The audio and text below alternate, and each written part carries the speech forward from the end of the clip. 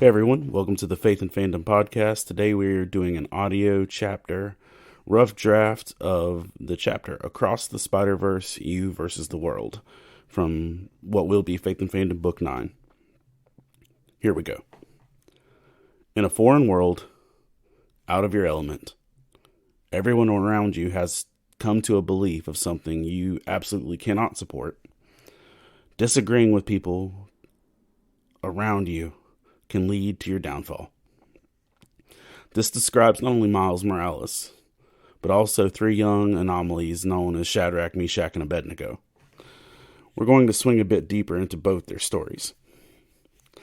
Miles and Gwen spent a lot of their time after Into the Spider-Verse longing for community, longing to be part of a group, longing for somewhere to belong. As Gwen states, I've always wanted to be in a band.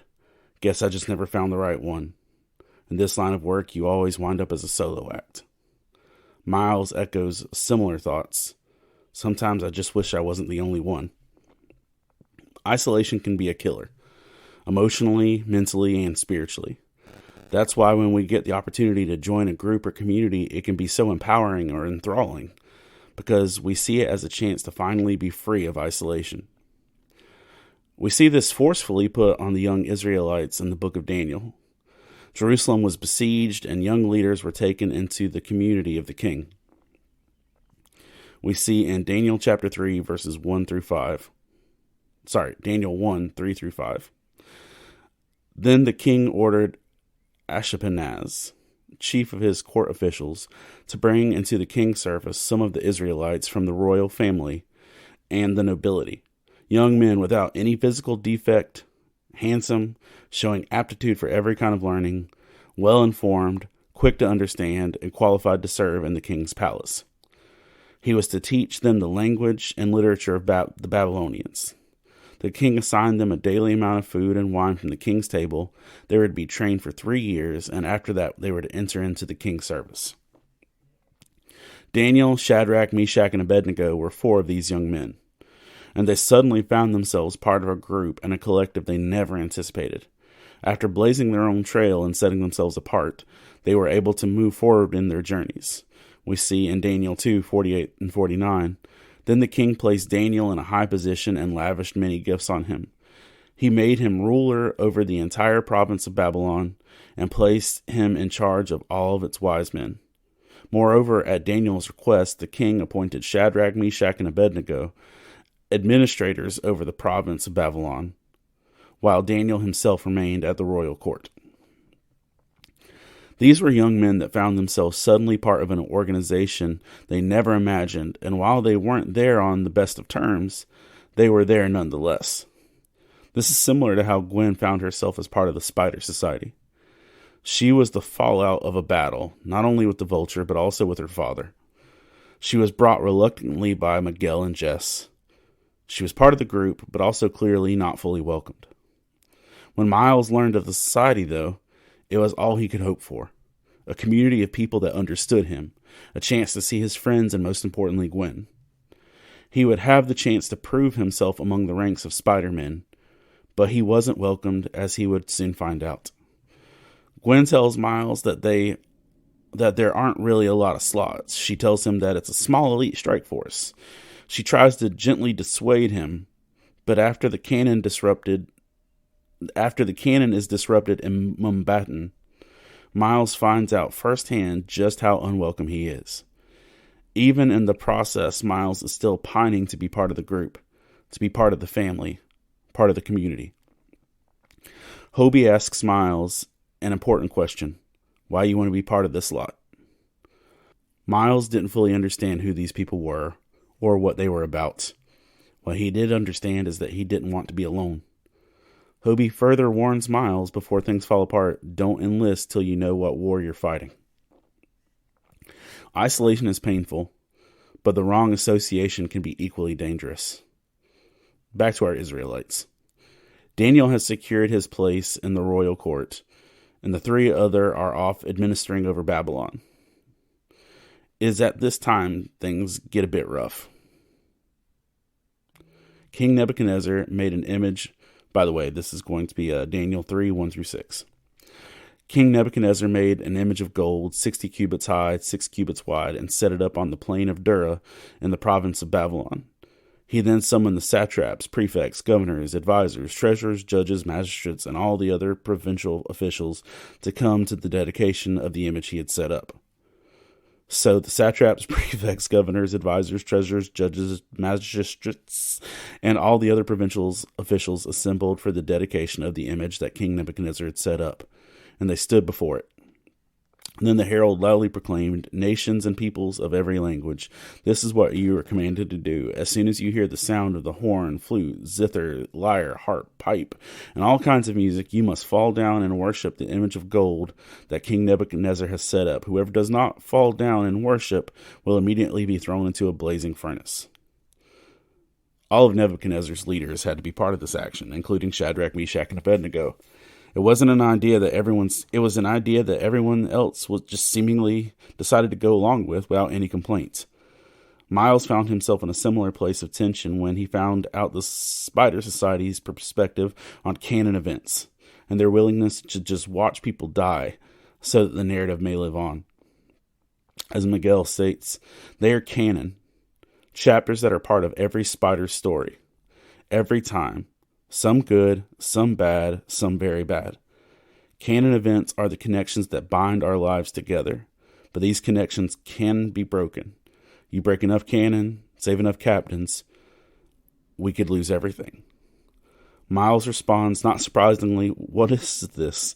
Is this an intervention or something? Is that why you're here, to let me down easy? You can't ask me to not save my father." Miles later goes on to say, "I wanted to be with you guys so badly, but this isn't what I thought it was." These young men across the board are facing this overwhelming pressure from the people they have connected and found identity in. They are expected to fall in line, to believe what everyone else believes. Just like Miguel knew Miles would be trouble, other leaders of Nebuchadnezzar's regime knew Shadrach, Meshach, and Abednego would be trouble too. Daniel 3, 8-13. At this time, some astrologers came forward and denounced the Jews. They said to King Nebuchadnezzar, "May the king live forever. Your majesty has issued a decree that everyone who hears the sound of the horn, flute, zither, lyre, harp, pipe, and all kinds of music must fall down and worship the image of gold, and whoever does not fall down and worship will be thrown into a blazing furnace. But there are some Jews whom you have set over the affairs of the province of Babylon, Shadrach, Meshach, and Abednego, who pay no attention to you, your majesty. They neither serve your gods nor worship the image of gold you have set up." Furious with rage, Nebuchadnezzar summoned Shadrach, Meshach, and Abednego, so these men were brought before the king. The three Israelites found themselves bound and threatened with death before a king.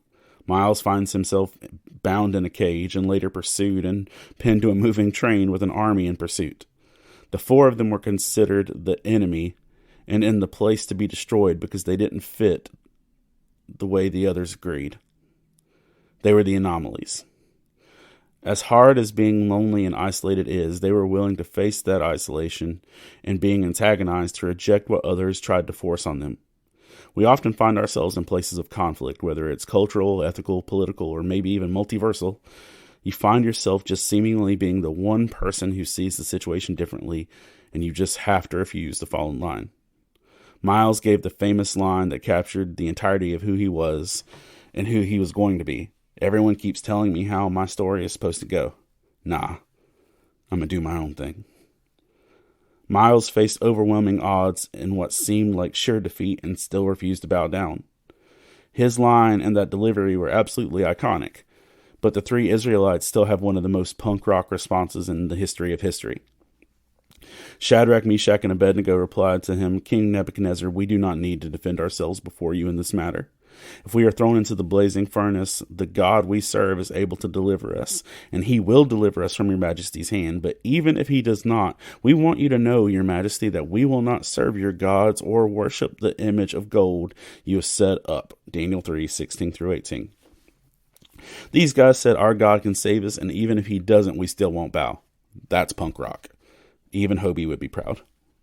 That's the kind of integrity and tenacity we should strive for in our daily lives. To be that bold. To have enough confidence in who we are and who our God is that we stop trying to fit into places we don't belong. and to choose those brief moments of human isolation and aggression over compromise and compliance. While we still have to wait for Beyond the Spider-Verse to release to see how Miles' story plays out, we do get a fantastic conclusion to the bold Hebrews. Then Nebuchadnezzar was furious with Shadrach, Meshach, and Abednego, and his attitude towards them changed. He ordered the furnace heated 7 times hotter than usual and commanded some of the strongest soldiers in the army to tie up Shadrach, Meshach, and Abednego and throw them into the blazing furnace. So these men, wearing their robes, trousers, turbans, and other clothes, were bound and thrown into the blazing furnace. The king's command was so urgent and the furnace so hot that the flames of the fire killed the soldiers who took Shadrach, Meshach, and Abednego, and the 3 men, firmly tied, fell into the blazing furnace. Then King Nebuchadnezzar leaped to his feet in amazement and asked his advisors, "Weren't there 3 men we tied and threw up into the fire?" They replied, "Certainly, your majesty." He said, "Look, I see 4 men walking around in the fire, unbound and unharmed, and the 4th looks like a son of the gods." Nebuchadnezzar then approached the opening of the blazing furnace and shouted, "Shadrach, Meshach, and Abednego, servants of the Most High God, come out, come here." So Shadrach, Meshach, and Abednego came out of the fire, and the satraps, prefects, governors, and royal advisors crowded around them. They saw the fire had not harmed their bodies, nor a hair on their heads singed. Their robes were not scorched, and there were no smells of fire on them. Then Nebuchadnezzar said, "Praise be to God of Shadrach, Meshach, and Abednego, who has sent his angel and rescued his servants. They trusted in him and defied the king's command, and were willing to give up their lives rather than serve and worship any god except their own God." Daniel 3:19-28. The 3 Israelites' bold declaration of faith and integrity paid off. It did so in such a way that it changed the entire landscape of a country. Miles' boldness may very well prove to change the concept of canon events and how it plays in the multiverse. What I do know is that if you live confidently in the knowledge of who God called you to be and who he is without conforming to the world around you, that you will in time change the world around you. It may not require pyrotechnics or a multiversal event travel, but it will be in ways that impact the world you live in and the kingdom of God. This has been the rough draft for Across the Spider-Verse, You versus the World. Thanks for taking the time to listen. You can find this in print over at faithandfandom.org in the Marvel section or the Book 9 section. You can check that out there. You can also see 100 plus other geeky devotionals there. And real quick, I want to take a moment to thank our Patreon supporters: Jonathan Herman, Ron Poteet, Tesh Norton, Scott Ward, Alicia Benson, Candace Davis, Jay Sheed, Jillian, Jason Crutchfield, Mike Perna, Todd Turner, John Jacobs, Zach Harris, Caleb Grimm, Jeanette Skaggs, Chris Poirier, Jason Bullock, Christina Ray, Sarah Lewis, Patrick Gale, Rebecca Godlove, and Adam Davis. Thank you all for supporting and helping make all of this possible. Book 9 is coming real close to done, like super close. So you should be seeing that pretty soon. Thanks for taking the time to listen, and I hope you have a great day.